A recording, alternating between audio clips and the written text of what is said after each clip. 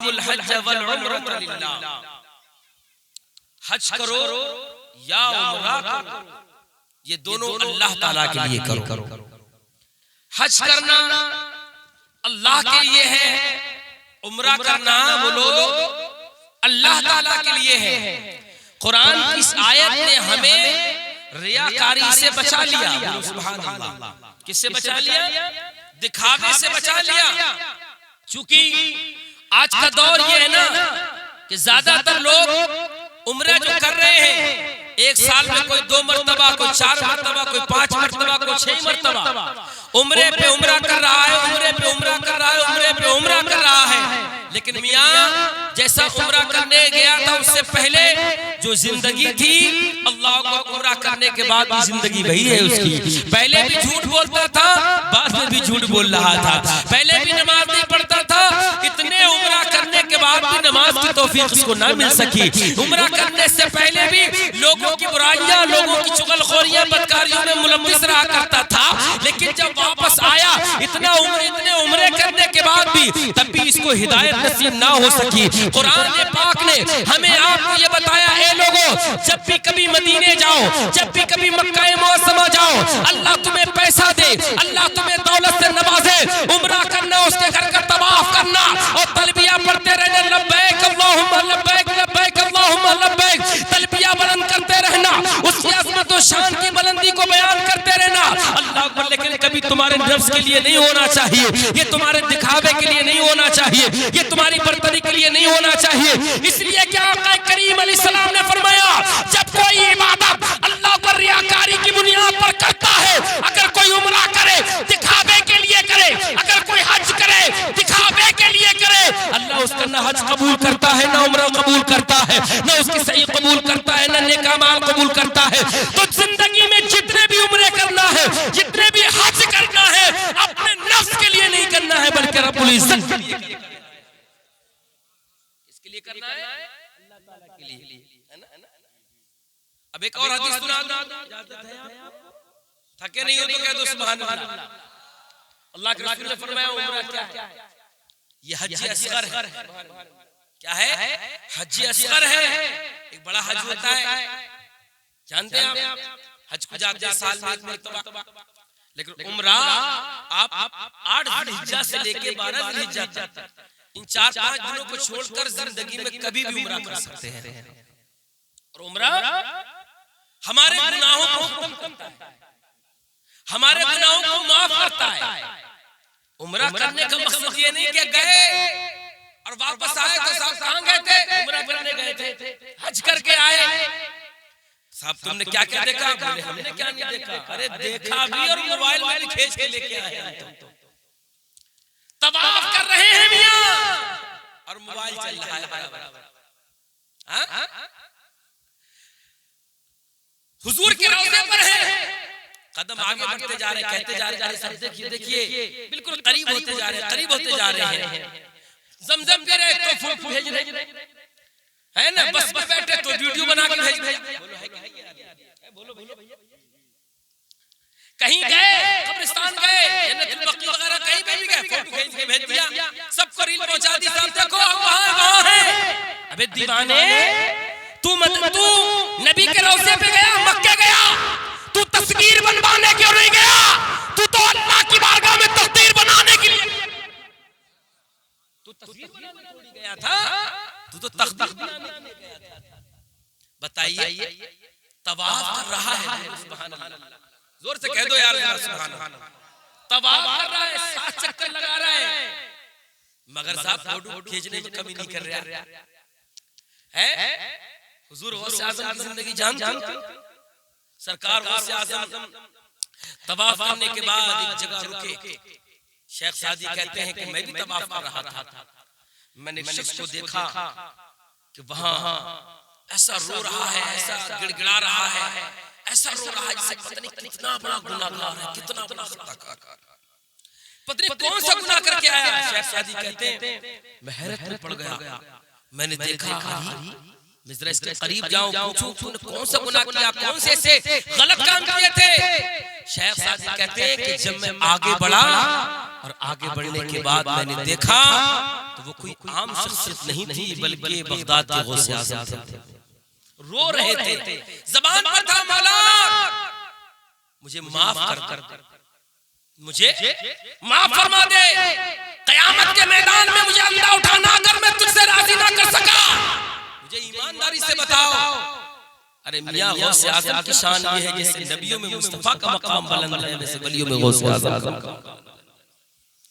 गौस जैसा वलियों का ताजदार रो रहा है, गौसे आज़म जैसा शहंशाह रो रहा है, मौला माफ करना, माफ करना। सामने अल्लाह का घर है, हजरे अस्वद का बोसे का मतलब जानते क्या होता है? आप भी जाएंगे, 3 सूरतें बयान की गई हैं। अगर चूमने का मौका मिले तो है ना, और अगर ज्यादा हो, भीड़ ज्यादा हो तो ऐसे हाथ का इशारा कर लेना, डंडे का इशारा कर लेना है। उस हजरे अस्वद का मतलब क्या है? वो जन्नती पत्थर है। सुभान अल्लाह, क्या है? जन्नती पत्थर है। अल्लाह ने उस पत्थर को यह खूबी अता की कि जो भी उसको चूमता है, उस पत्थर को चूमता है, तो वो पत्थर चूमने वाले के सारे गुनाहों को खींच लेता है। ये है हजरे अस्वद का, और वहीं से शुरू हो, वहीं से तवाफ हो जाता है। लेकिन मियां आजकल तवाफ का बड़ा, आजकल उम्रों का बड़ा दौर चल रहा है। जिसे देखो 5 जा रहे हैं, जिसे देखो 6 जा रहे हैं। अरे अच्छी बात है, लेकिन मेरे आला हज़रत का फतवा है, इस पे तो गौर करो। मेरे आला हज़रत ने फरमाया अगर किसी का दिल दुखा के उम्रे को गया तो क्या गया? बात आपके समझ में आ नहीं है, अब ज्यादा ही भूख आपको सता रही है, हमें भी लग है ना। किसी को रुला के गया तो क्या गया? किसी की जमीन मार के हज किया तो क्या किया? माँ को सता के गया। आज का हाल ये, उम्रे कम नहीं हो रहे, बहुत उम्रे हो रहे, मगर माँ से रूठ के जा रहा है, बाप से बनती नहीं, भाई से बनती नहीं, लोगों की जमीन में अज़ब करके चला गया, माल खा के चला गया, पलट के आए तो साहब हम उम्रा करके आए, हज करके आए। याद रखना, अगर किसी की जमीन मारी है, अगर किसी को धोखा दिया, अगर किसी का माल गस्ब कर लिया है, तो जिंदगी भर उम्रे करते रहना। और अल्लाह के घर में भी, हरम में भी अगर तुम सर सजदे में रख के मर जाओ, तब भी अल्लाह तुम्हारा कोई उम्रा कबूल नहीं करेगा। जमीन दबाए बैठा है हाजी, सही कह रहे हैं? झूठ पे झूठ बोल रहा है, इमाम के पीछे हाजी, इमाम को निकालने में हाजी कहाँ, रखने में हाजी कहाँ? झगड़ा फसादों में ये लोग नजर आते हैं कि नहीं, इनको लोग कहते हैं भाई उम्रा करने आए, ये सच हज करके आए, ये सच बोलते होंगे, ये तो सब बढ़िया लोग हैं। अरे भाई बढ़िया तो है, काय को हाजी? हाजी उसी को माना जाएगा जो हज करने के बाद जब बोलेगा तो शरीयत के मुताबिक बोले। ऐसा नहीं है मनमानी करते हैं लोग भाई। हाजी जी झूठ थोड़ी बोलेंगे, हाजी जी झूठ थोड़ी बोलेंगे, और हाजी सारे झूठ बोल रहे हैं। दिल दुखा के ना जाओ, दिल मिला के जाओ, सुभान अल्लाह, दिल मिला के जाओ। लोगों का माल खाया वापस करके जाओ, लोगों को रुलाया है तो उनके चेहरों पे हंसी देख के जाओ। और अगर तू ना भी जा सका तो याद रखना, इतना पैसा लगा के मक्के जाएगा, मदीने जाएगा, सिर्फ वहां की इमारतें देखेगा, खाने काबा देखेगा। अगर किसी का दिल दुखा के गया है और अगर किसी को मना के गया है तो ख्वाब में जलवाए मुस्तफा नजर आएगा। बदलिए अपनी जिंदगी, इनकलाब पैदा कीजिए। 5 मिनट अभी और है, बोलो सुभान अल्लाह। तो ये उम्रे की खूबी है, एक उम्रे से दूसरे उम्रे तक हमारे हजरत जा रहे हैं। अल्लाह के रसूल ने फरमाया जिसने रमजान में उम्रा किया उसने मेरे साथ उम्रा किया। बोलो सुभान अल्लाह। हाँ, पैसे की कमी नहीं है। एक घर में 10-20 मोबाइल है, 10-50 हजार के, और जब कोई कहते कि उम्रे को चले जाओ, हज को चले जाओ, तो क्या कहते हैं? अभी लौंडिया की बारात करने बाकी है, अभी घर बनाएंगे तो जाएंगे, लल्ला की बारात करा के जाएंगे जो जाएंगे, इससे पहले नहीं जाएंगे। अच्छा बहुत लोग इतने मुफ्ती हैं, कहते उम्रा होएगा ही नहीं, हज होएगा ही नहीं, जब तो लौंडी बना कर जाए। इससे क्या भरोसा है जिंदगी का कि ये रुकेगा? है हमने तो कहीं ऐसा पढ़ा नहीं, कोई पढ़ा होता बता दे। हम तो इतना जानते हैं कि कौन देता है देने को मुंह चाहिए, देने वाला है सच्चा हमारा नबी। अगर दिल में इश्क है, नबी से मोहब्बत है, नबी से प्यार है, तो नबी के रोज़े पे जा और जाके कहने या रसूल अल्लाह, आपकी बारगाह से कोई खाली नहीं जाता, मैं बड़ा गरीब हूँ, बड़ा फकीर हूँ, मैं मुश्किल आपके दर पे आया हूँ, मेरे बेटे जवान, बेटियां जवान है, मकान बनने को है, या रसूल अल्लाह आपके कुछ टुकड़े खैर आपके अपने दामन में लेना चाहता हूँ। अजीजान मिल्लत इस्लामिया, इधर तो दुआ करेगा, अगर मुस्तफा ने कबूल फरमा लिया तो मकान भी मिल जाएगा, बच्चों की शादी। इश्क तो पैदा कर अपने अंदर, जब जाएंगे, जब बिल्कुल फारिग हो जाएंगे, जब जाके क्या करेगा, माँ तो ऐसे रूम में आराम से सोता रहेगा, पड़े पड़े वो मेहनत की जगह दौड़ना पड़ेगा, भागना पड़ेगा, मेहनत करनी पड़ेगी। अब 80 साल के हो गए तो अब भेजो अब्बा को हज को। अब अब्बा को ना दिख रहा है, हाँ अब चले, अब अब्बा जा रहे हैं, एक उंगली पकड़ के लेके जा रहे हैं। अरे मियां, और ये कितने खुश नसीब है, ये अकेले नहीं जा रहे, अपनी माँ के साथ जा रहे हैं। ये दौलत का क्या करोगे, बैंकों में रखोगे, सजा के रख लो। जितने कंजूस बनोगे उतनी ज्यादा मुश्किलों में घिरोगे, याद रखना। जितने कंजूस बनोगे उतनी मुश्किलें बढ़ेंगी, और जितने सखी बनोगे उतने ही आबाद होते चले जाओ। तो मेरे भाई उम्र करो, हज करो। जानते हो एक शख्सियत का नाम है हजरत उवैस करनी, बोलो सुभान अल्लाह। क्या नाम है? हजरत उवैस करनी। नबी के आशिक, नबी के दीवाने, नबी के मतवाले, नबी के चाहने वाले, अपने इलाके में रहते थे।